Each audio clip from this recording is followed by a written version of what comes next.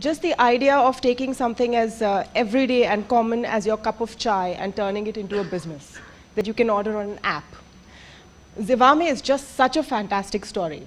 It's the story of what I think every Indian girl has experienced about, going to a lingerie store and having to speak to some weird uncle. And then there comes an app where you can avoid that ever happening to you. Shadowfax, what a brilliant idea. It's just waiting to happen. Someone had to figure out that you need a whole set of infrastructure to make all of these e-commerce businesses work. And of course, healthcare and the way Mr. Shetty has taken that forward. So inspirational stories here. And I think this is a good opportunity to also understand the journey from all of the people sitting here. So let me start with you, Mr. Bansal. For a lot of our audience here who may tomorrow be thinking about, after I've graduated from this very prestigious school, and I'm going to get a lot of offers to join big global companies. Should I take that job, or should I think about that crazy idea I have, find someone to fund me, and take the leap of faith? What would be your advice, and how do you do it? I think it all probably starts from how you think about your idea, how you think about how comfortable you are with it.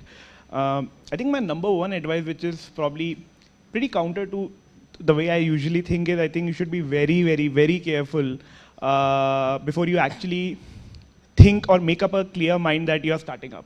Okay, because deciding to start is actually the easiest step in that entire process. Okay, what probably will happen the next decade or the next 10 years of your life, I think is a real challenge, and you should be mentally prepared to actually spend probably at least a decade into whatever you're spending your time on. From a market perspective, I think India, especially Bangalore, is a great opportunity right now. Okay, you have a good idea, you have a lot of conviction, you can maybe create some sort of a prototype, build a small team around it. I don't think there is any dearth of money, fundraise, or probably quality investors to come in and bet you along that. I think what people are looking for is, are you convinced by yourself that you are actually solving a problem?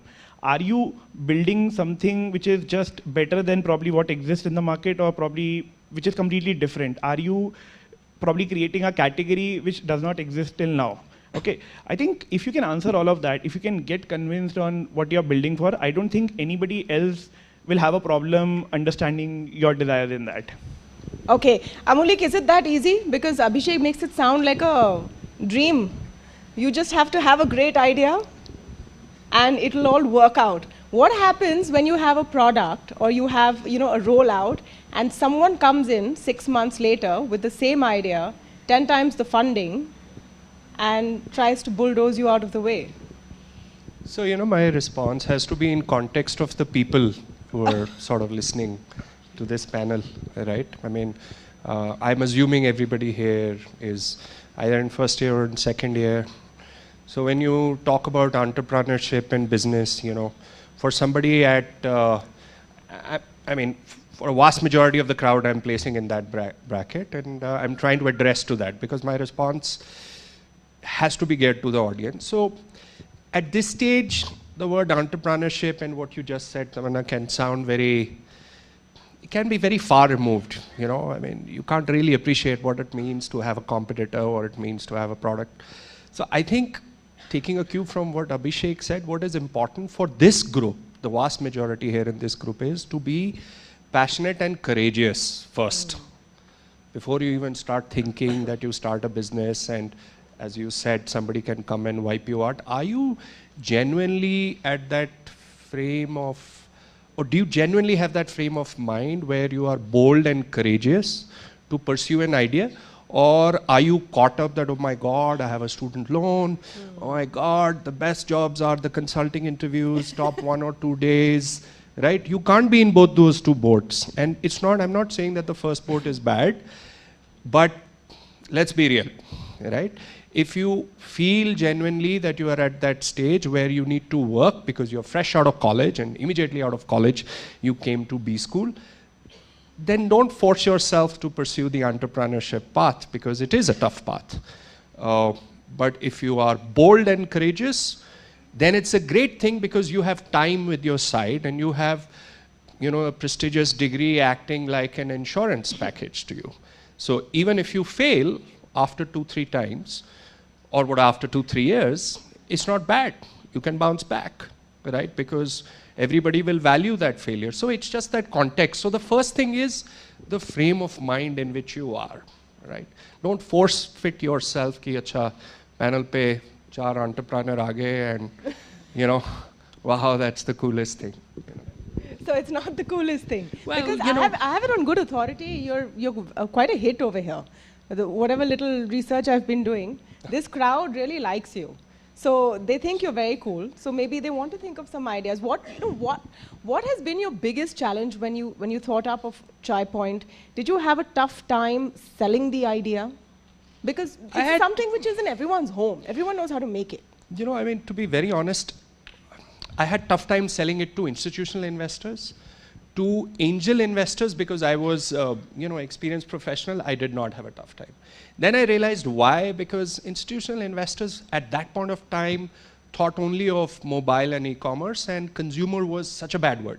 But if I was to start now, with the same background that I had, I would be lapping up institutional investors because brands or consumer businesses are very, very cool. So it's contextual is what I will say, right? It all comes down to the stage at which you are. Let's make the best out of this panel. High level gyan leke kya karoge, right? So the most important thing is, can you really take a bold and courageous decision? Do you have it in you? And if you do, jump, because you've got time on your side, you've got a prestigious degree. And if you don't have it, don't feel bad about it. Whatever job that you do, as Abhishek said, learn like crazy there, right? Learn like crazy. If you get a job in, automotive sector, learn the hell out of that sector, right? And then the time for entrepreneurship, if that is the cool thing, will come. It's not certainly, I don't believe that it's the coolest thing. Well, theek hai. If it's your calling, it's great. Viren? Speaking as the only non-entrepreneur on this panel, I work in an industry with a very controversial idea that you can build a sustainable business that's self-funded and make money and not have to keep running behind venture investors. But to Amalik's point, he said you need to be passionate and courageous, but I would also add maybe one additional thing. You maybe need to be a little bit brain damaged also. Why I say this, I have met a lot of entrepreneurs over the years, and not everything is fully thought through. How am I going to pay for my rent? How am I going to pay for the house? How am I going to take care of my kids? How am I going to, pay my employees? If you have to factor in everything and get that complete sense of surety and assurance that things are going to work out, you'll never get into being a startup. So I would say one additional factor is you just should not think. Just jump. You guys are kids. You don't have responsibilities yet. So like Abhishek said, do it for 10 years and see what happens. I think we're absolutely, we're going to give them a bit of gyan, a bit of all of your experience, but I think there's some very smart kids here. There are some very smart kids here who are keeping on top of what is happening in this space, what the challenges are, and all of you all are such fabulous success stories. So we should come to some of those. Amish, let me come to you on the journey of a business, something which could start off as a very good idea. And this could be a concern for some of you if you're thinking of at some point, even 10 years later, you want to start off a business. You get your initial round of funding. It goes well. Where does the first hurdle come? Is it when you want to scale up, reach a larger market? Does funding then become key, or is it innovation? What is that one big success factor? So I think, I wish there was one big success factor. But, having had the luxury of seeing now 3 different type of businesses, one in startup. By the way, I'm also not an entrepreneur so there's 2 of us. Having seen 3 to 4 different businesses, right, by now, which is scaling up a business which is made from a 50 million to 150 million, or scaling up a business from 100 crores to, 500 crores, or whether it is 0 to, sort of 100. I think the challenges of a business are different at a different point in time. And I think the question is in the way a little bit of consultant background, so I have to kind of put a framework around it. So, I would kind of put 3 things, right? What is imperative? One is whether this idea is, like he said, is it solving for something? Is it solving for a pain point? What is your customer focus, right? The second thing is, the second big thing. So now everything is around this, right? And what are the three things that are needed to kind of solve it? One is the product market fit, whether you're, cutting edge technology, whether you're testing your idea continuously, and are you kind of on top of it, right? And you're top of in terms of, efficiency, effectiveness of getting it to the market. The second big thing is definitely funding, right? Because you may start off and seed and all that is great, but then if your idea or you're losing steam along the way in terms of being relevant, then funding dries up and then you're done. But the third biggest thing, and I feel probably the most important thing, is the right team in the moment.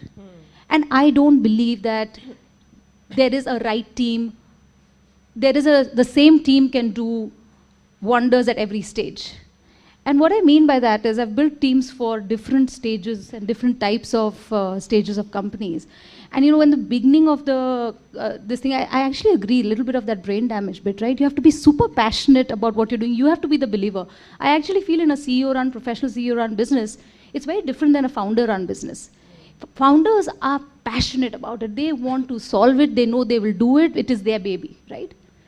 And then you have professional CEOs who will look at it and look at the vision, drive a vision, bring systems in place, make sure that you're executing on the right path, and you're doing that with agility and nimbleness. So I actually feel that these are the three things, and they apply in at any stage, right? But one bears heavy than the other in terms of where you are. So I actually feel that when you're starting off, and if you're just talking about starting off, I feel having a passionate person behind an idea is more important than how stellar somebody is judging your idea, I actually feel. Because there will be a lot of people who will say कि ये तो नहीं चलेगा, and there are a lot of people who will say तो बहुत चलेगा, and you'll get funding also, and you'll get confused. Then why the hell did that guy get 10 million or 50 and I got this much, right? So I feel all that aside, I think what you need is a believer. So if I were to kind of say that if you're ready to take the plunge and you believe in yourself, you have that passion, but remember, I think the biggest thing to remember is in the early stages, you need a problem solver. You need somebody who says that I'm going to solve this, as opposed to somebody who says that this is how it has to be done. Every step of the way is a hurdle, and you're just continuously problem solving. If you have that in you, then I think that will be fantastic, and I think you should take the plunge. Having said that, the traditional route is not bad. And Which is what? So I'll just kind of take a step back into my journey, right? I've been an engineer, I've been a product developer, I've been a product management person, I have been into consulting, I have done sales, retail, startup, you name it, right? So in this whole journey, I actually feel I don't shortchange any part of my life. I actually don't have a regret that, oh my God, I wasted 8 years or 7 years at Motorola. I think it was the most phenomenal time. I learned so many things over there. So I'll go back to what he said sometime back, right? Which is learning. And I think there's just one advice I give people today, that wherever you are, try to maximize and learn as much as you can. I think money will follow, positions will follow, designations will follow. But what you learn in the early stages of your life, believe me, that will shape up who you are, right? Find the right mentors. I've always believed in working for people who I believe I can learn from, as opposed to for a position or for a, or for a salary. And I think that is very critical. So whatever you do, just jump in as an entrepreneur in anything. I actually feel there can be an entrepreneur in like any field that you enter, any company that you enter. That's a fantastic insight. That's a fantastic insight. Treat everything like your pet project. But you touched upon a very important aspect about funding. And since the context of our conversation is startups and starting new businesses, and one assumes sooner or later many in this audience will want to become employers, maybe at some point after being employees, but also want to start something new. What is the right pitch? And for this, let me come to Viren, who often sits on the other side of the table. Viren, when people come to you, you're the one who has to decide whether to give them money or not. And what works, what doesn't work? Sure. I jumped into investing by accident. I work for a large hospital group. I have access to a large number of doctors and infrastructure and people who will pay for things. And so entrepreneurs just seem to find me. They approach me on LinkedIn, and I just say yes to everyone. And they show up, and I listen to their idea. But what does it take to get through to me? One is, are these guys solving a real problem? Is it relevant to my business? Do I get a sense that it scales? Is it something that I see providing great value towards the end? So I didn't invest in Amulik, but I've been working with this company for many, many years. I mean, from the earliest time when they were around, when no one wanted to touch Chai Point. And I would see in my own hospital Chai Point and a coffee day. And Chai is Indian, and coffee day is not.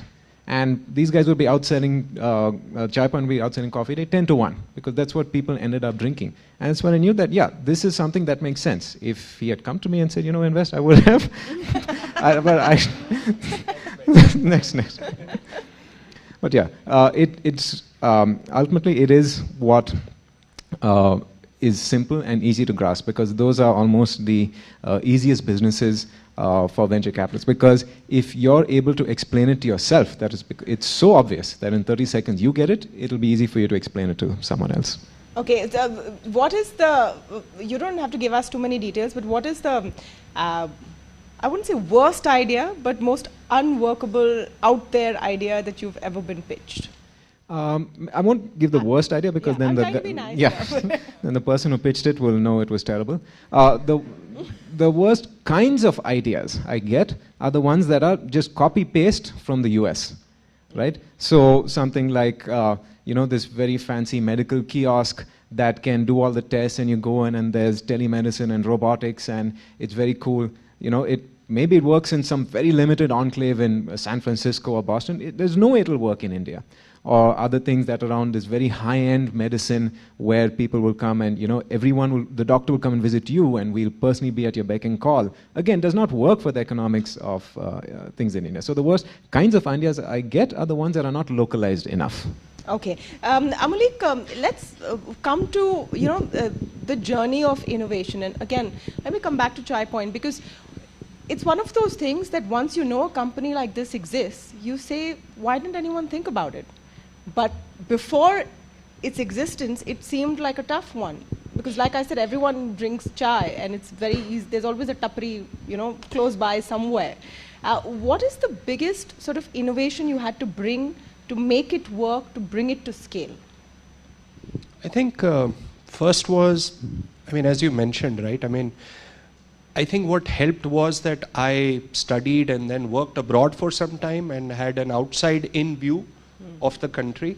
So when I came back and started working, I came back after a gap. So I was more curious and sort of evaluating everything around me in a more deliberate manner than I had if I was working here all the time. I think that was the first thing that happened. And I started questioning, yaar, aisa kyun hai yahan pe? And why did I see in that country the other way around? And that sort of that was the first thing that happened. And that gave the conviction that this is, sort of no-brainer almost, right? But then the reality set in, unit economics, the cost of the cup, and, you start asking people, and you can see that, okay, cup of coffee, 18 rupees the best coffee, and you charge 250, that's great margin. While as chai, if you're selling street at 15, 20, right? Even if the cost is 4 or 5, that's less margin. You start doing the math, and suddenly, you realize that the math is challenging. So the first thing that happened was that we appreciated that chai will have to be a volume play. And when we started the concept, we did not go, high and mighty and sort of fancy in terms of outlets, and we went somewhat basic, and we said that, look, the math has to support volumes, otherwise it's going to fall apart.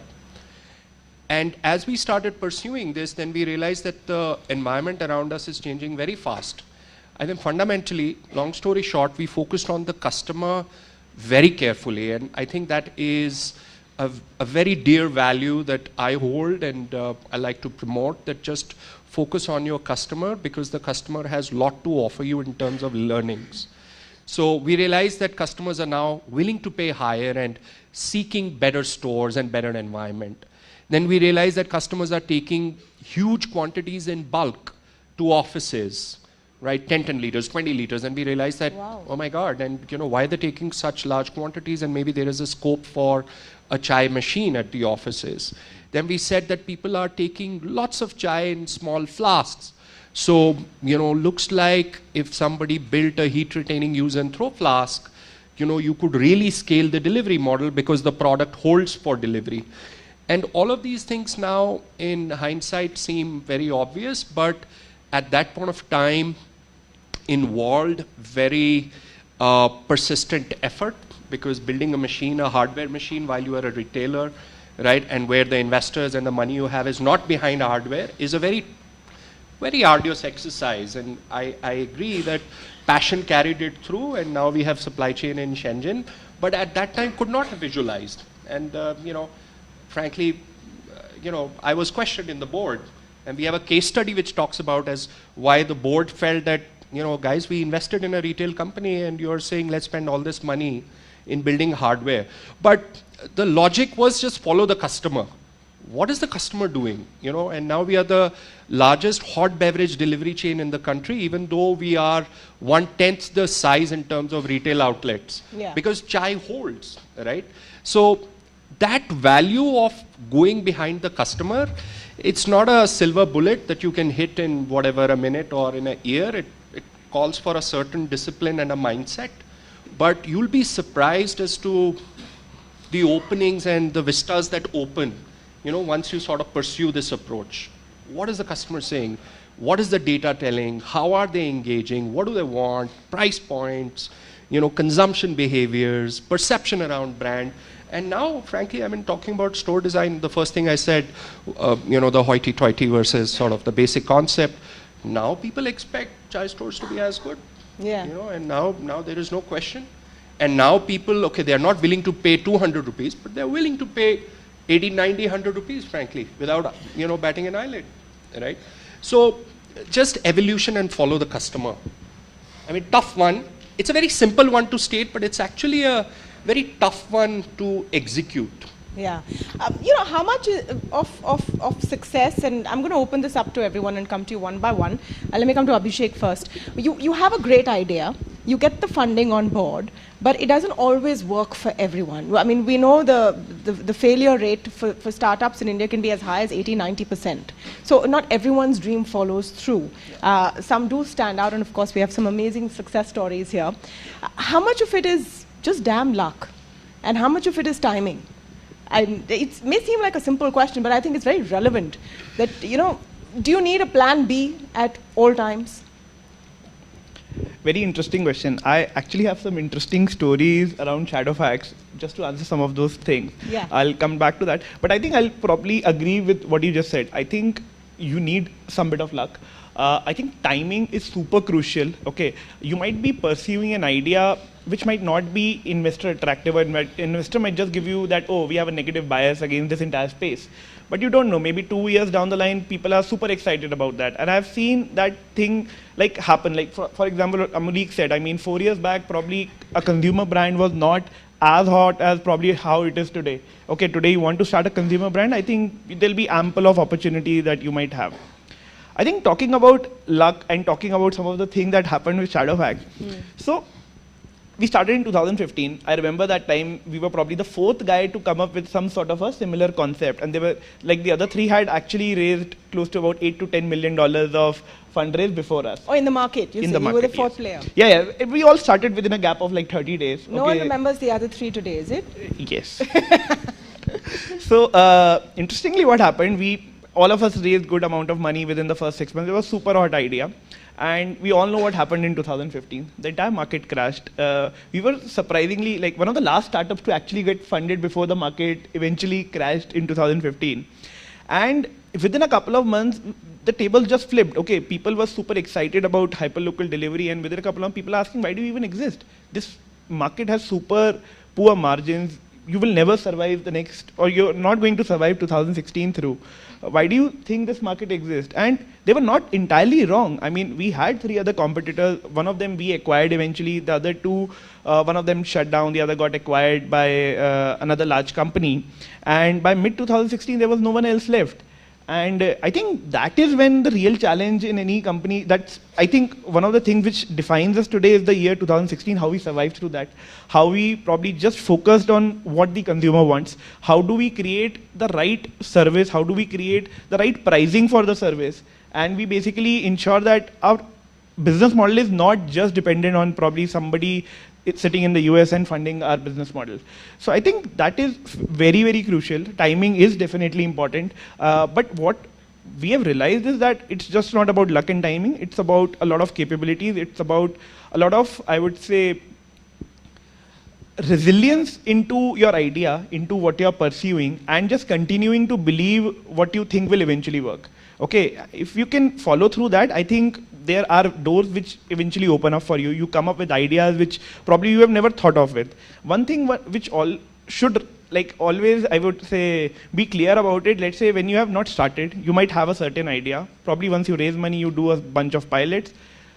I'm sure that idea will evolve. That thing will change. Probably you make a lot of assumptions early upfront, and I think luck is not going to solve for that. Okay. It's important to be flexible. It's important to be flexible. I think all of us can share some of our experience in that, but like whatever you start off with, okay, once you start following the customer, within 6 months you realize, okay, what we thought initially, oh, that doesn't work, we'll have to completely change it. Some people make a 10-20% change, some people make a 100% change. That's a fantastic idea, actually. Give me an example of a right turn or sort of a course correction that you experienced. So, for example, one of the things that happened with us was when we started, we were just doing food delivery. We thought ourselves as a food delivery player, we'll deliver in 30 minutes, and with a period of time, we'll start delivering everything in 30 minutes. What we realized in 6 months is that not everything is possible in 30 minutes. Maybe food is possible, but you can't deliver grocery or a mobile phone because the product has to be closer to you. So, different kind of deliveries are required for that. Now, what happened in end of 2015 with us was we were just focusing on food, and we were not able to actually figure out how do we increase the efficiency of every delivery boy who's working in food. And that is when we came up with the idea, see, we are not a food delivery company, we are a delivery company. If we can probably club different categories for the same set of delivery boys, they'll be able to deliver more orders, we'll be able to drive better efficiency, their cost of delivery will come down, and the model will become sustainable. We actually, we started as a food delivery guys. Today, we do all sort of last mile services. We don't call ourselves as a 30-minute delivery service. We call ourselves as a last mile delivery player. Be it delivery across 5,000 pin codes or delivery in a particular slot for someone like a Big Basket, or basically doing super express deliveries, we do it all. And I would say the largest efficiency gain that we have realized is the fact that people on our platform can come and work across every category. They can choose when they want to work. And because every category has a different peak time, you can actually do this. So this was, obviously we didn't have all these learnings when we started. Our idea was fairly simple, that this is what we want to solve, this is how we'll do it. We'll raise a bunch of money, we'll hire tech team, we'll build some fantastic tech around it. We'll start solving that until obviously shit falls on you. Yeah. So, Amisha, you took over at a tough time for the company. And I'm sure there was a series of course corrections. But can you share a big one that you thought you need to change to make sure that this brand and this concept actually goes forward? Because it's a concept which plugs a need which is there, but there is still sort of a barrier in people's minds to trust something which is so intimate to them online. So what was your biggest challenge in course correction? So I'll answer that in two parts. One is I think Zivame started with this whole genesis was that to allow her to discover, explore and shop for her personal style, right? That's what it was in the privacy of her home. Because it's such an intimate category that it was quite tough. And so there are three key problems, right? One from a market, again, product market fit point of view. One is that the shopping experience is terrible in the country. Yeah. Like terrible is probably an understatement, right? It's impersonal, it's actually quite uncomfortable, and it's very difficult for this country to use the word bra. Yeah. Like, I don't know how many of you are cringing on this right now. Yeah. But No, I just realized when you said that I've spoken to you thrice and I've never said the word bra. Exactly. So let me say it, yeah. So, yeah, how is Zivame dealing with people buying more bras?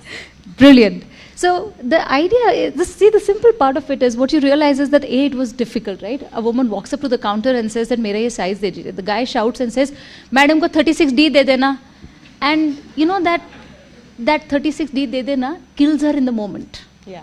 You've not only judged her on her size, you've announced it to the whole world, and you have no respect for the garment, right?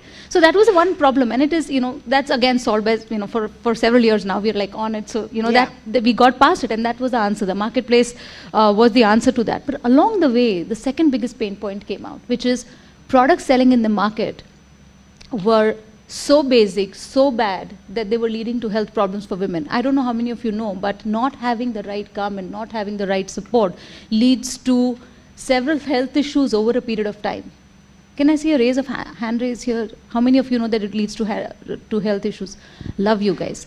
So, that is extremely important, that she has the right garment, and whether she knows her right fit, she's putting the right garment. Now, the thing is, what we realized over time, again, data, is that product wasn't there in the market. There's a massive gap for the Indian body types, and that's when a massive pivot to start building product came in. And that's when majority of the challenges came in, because now you're becoming from a retailer to a brand, to a product. And like he was talking about manufacturing, right, machines. For us, it was the same thing. You're going to now enter design, you're going to do concept to shelf, you're going to bring tens, you're going to bring, and you started facing a vendor ecosystem problem. You're a new player, why should I now produce for you? You want only 500 bras? You want only 500 bottoms? That's not something we can do. You have to buy 3,000. And now, the moment you buy 3,000 of each, you end up with inventory which is worth months and months because you're still scaling. So I think that's the second big problem that we were hit with. And the third biggest problem is what we just spoke about, which is conversations. People couldn't treat this garment just like any other inner wear garment. It was difficult in the market for women to even have conversations. You'll be surprised that women are uncomfortable talking about it to each other also.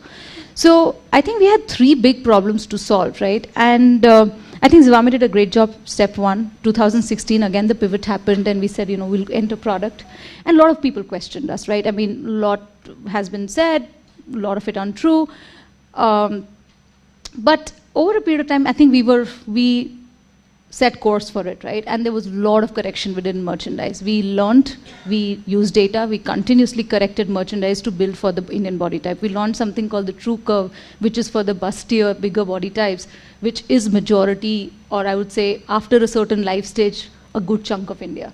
So we built product which was there, and I think the third biggest thing we've done is we've also broken a lot of cliches. So I think the other big thing was to kind of change the way people were talking about it. It's not a garment about glamour shots and provocative poses, right? It's a garment which is her necessity. And taking away that from it, converting it to become a fashion essential as opposed to just unseen, not required, usko tauliye ke niche rakh do wala conversation, right? So I think these are the three big problems, right? And so I'll go back to what you were talking about when I came in. I think the biggest thing was to, in hindsight, I think the biggest thing was to get the focus in the organization. The vision and the mission had to be absolutely clear, crystal clear. And the biggest thing I had to do was to articulate that. This is what we are, this is where we are going. This is the impact we bring to the society. And the biggest one was to articulate the brand. Because along the way, we were getting lost into, are we Victoria's Secret of India? Are we XYZ of India? No, we are not. We are Zivame of India, made for the women of India, built in the country, right? So along the way, I think that articulation was very clear, was required. Now it may sound like a very small thing. So you whipped everyone into shape, basically. That came later. But I think the second biggest thing, I think, was to get the right team together, right? And I will not even flinch in saying that, because I think what happens is along the way you need people who A, are believers, B, who are agile enough and are willing to take quick decisions, right? And especially, and what I needed was an organization that was really passionate about this cause. So I would say those are the big ones, apart from, solving